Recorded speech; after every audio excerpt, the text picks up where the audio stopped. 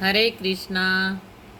आज मैं आपको कार्तिक मास के बारे में बताने जा रही हूँ कि वैष्णव भक्तों के लिए कार्तिक मास बहुत ही उत्तम मास है, जिसमें कि कुछ नियमों का पालन करना होता है। मैं उन नियमों के बारे में आपको बताने जा रही हूँ। जो कार्तिक का महीना है वो सभी वैष्णवों को करना चाहिए, क्योंकि इस महीने में भगवान श्री कृष्ण जी ने बहुत सारी लीलाएं की थी, इसलिए यह महीना भगवान श्री कृष्ण जी को अति प्रिय है। तो इस दिन सबसे पहले तो इसके जो नियम हैं, जो पापा कुशा एकादशी 14 अक्टूबर को आई थी, उसी दिन से शुरू हो जाते हैं, क्योंकि उस दिन माता यशोदा जी ने श्री कृष्ण जी को ओखल से बांधा था, और इसीलिए इसे दमोदर मास कहा गया है।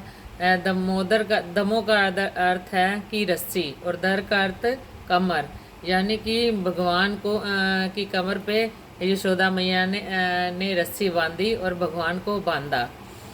और इसी तरह इस महीने में सब भक्त भगवान को बांधने की कोशिश करते हैं, लेकिन बांध नहीं पाते। और जो 12 नवंबर को एकादशी आ रही है, यानी कि देव उठानी एकादशी आ रही है, उस दिन राधा जी के साथ भगवान श्री कृष्ण बंधे थे, इसलिए इस मास को दामोदर मास भी कहा गया है। और जो कार्तिक मास है वो 18 अक्टूबर से शुरू हो रहा है और वो 15 नवंबर तक चलेगा। उसको कार्तिक मास और दामोदर मास दोनों ही हैं।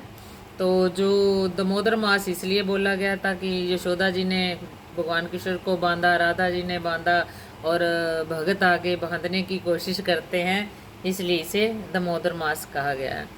मैं इसमें कुछ आपको नियम बताने जा रही हूँ जो कि हर वैष्णव को इस महीने में करने चाहिए।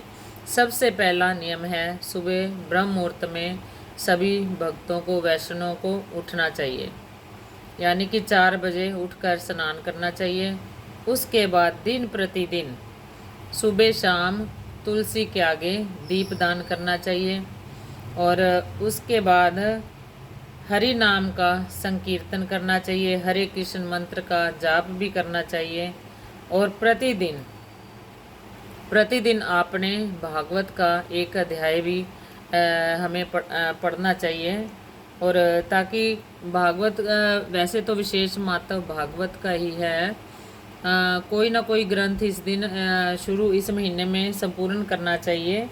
अगर आप भागवत पूरी नहीं पढ़ सकते तो दशम स्कंद का आप पाठ कर सकते हैं।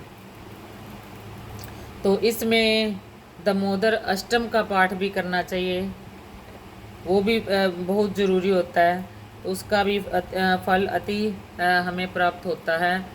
तो इसके बाद जो है ये स्नान आदि करने के बाद आपको भगवान श्री कृष्ण की कथा, जो है कार्तिक की कथा, भी करनी चाहिए, भगवान का मंगलाचरण करना चाहिए।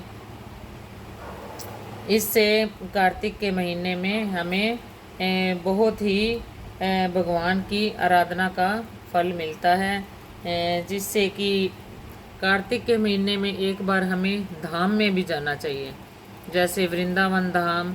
वहाँ पे यमुना के किनारे पर दीपदान भी करना चाहिए। धाम का ये मतलब नहीं कि आप सुबह जाओ और शाम को आ जाओ, एक रात वहाँ रुकना भी चाहिए, और यमुना के किनारे दीपदान भी करने चाहिए। 365 दीपक अपने हाथ से बनाने चाहिए, यानी कि बाज़ार से लेके आप लगाए नहीं, अपने हाथ से बनाओ और उसका दीपदान करना चाहिए। उसका भी विशेष महत्व है इस दिन।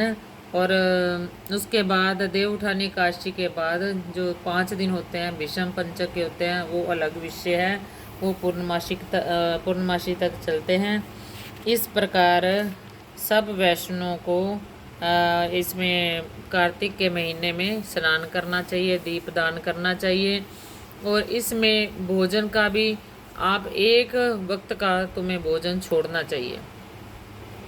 अगर आप भोजन नहीं छोड़ सकते तो आपको कोई अति प्रिय, जो आपको सबसे ज़्यादा प्रिय वस्तु है खाने की, वो छोड़ देनी चाहिए, तो इसका भी बहुत अधिक फल मिलता है। बोल बांके बिहारी लाल की जय। हरे कृष्णा।